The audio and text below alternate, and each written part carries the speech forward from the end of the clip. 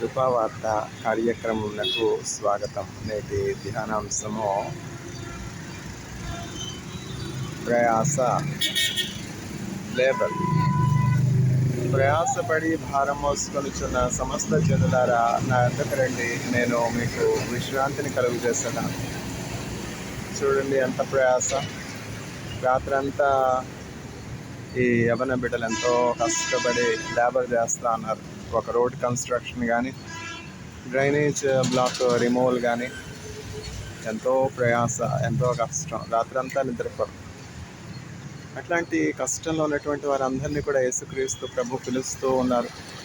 నా బిడ్డలారా, ప్రయాసపడుచున్నటువంటి వారులారా, కష్టపడుచున్నటువంటి వారులారా, ఆదరణ లేకున్నటువంటి వారులారా, నిరీక్షణ లేకుండా ఉన్నటువంటి వారులారా, నా వద్దకు రండి, నేను మీకు విశ్రాంతిని ఇస్తాను.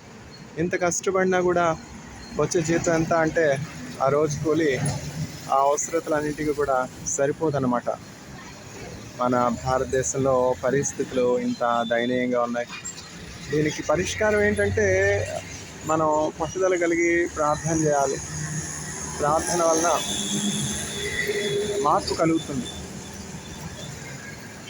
ఒక విశ్వాసం ఏం చెప్తారంటే,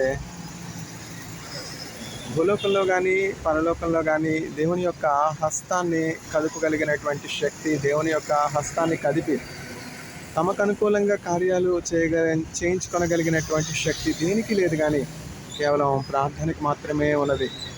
ప్రార్థన ద్వారా అనేకమైనటువంటి ఆశ్చర్య కార్యాలు జరుగుతాయి, అద్భుత కార్యాలు జరుగుతాయి. మన దేశం పేదరికం నుంచి ఉన్నతిలోనికి వెళ్ళాలంటే, అభివృద్ధిలోనికి వెళ్ళాలంటే, మన ప్రజలు బానిసత్వం నుంచి విడిపించబడాలంటే మనం పట్టుదల కలిగి ప్రార్థన చేయాలి. ఇజ్రాయేలీలు 400 సంవత్సరాలు ఇట్లా వెట్టి చాకరీ చేసేవారు. ఎక్కడ? పరాయి దేశంలో, ఐగుప్తు దేశంలో. కష్టమైన పనులన్నీ కూడా ఇజ్రాయేలీలే చేసేవారు. అంటే వెట్టి చాకరీ అంటాం కదా. ఇటుకలు చేయడం, తర్వాత ఇటుకల బట్టిలో పని చేయడం. ఇటుకల బట్టిలో పని చేయడం అని సులువుగా ఉంటుందా? ఇటుకల బట్టి ఎంత వేడిగా ఉంటుంది.